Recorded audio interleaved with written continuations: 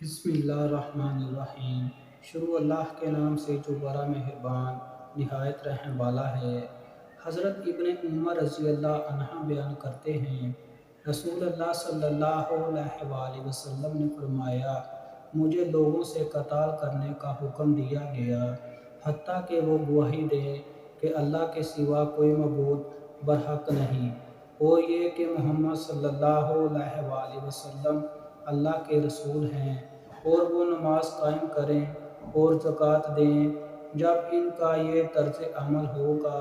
تو انہوں نے حدود اسلام کے علاوہ اپنی جانوں اور اپنے مالوں کو مجھ سے بچا لیا، اور ان کا حساب اللہ کے ذمہ ہے۔ حضرت انس رضی اللہ عنہ سے روایت ہے، انہوں نے کہا، رسول اللہ صلی اللہ علیہ وآلہ وسلم نے فرمایا، جو انسان ہماری نماز کی طرح نماز پڑھے، ہمارے قبلے کی طرف رخ کرے اور ہمارا ذبیحہ کھائے، وہ ایسا مسلمان ہے جسے اللہ اور اس کے رسول کی امان حاصل ہے، سو تم اللہ کی امان اور ذمہ کو نہ توڑو۔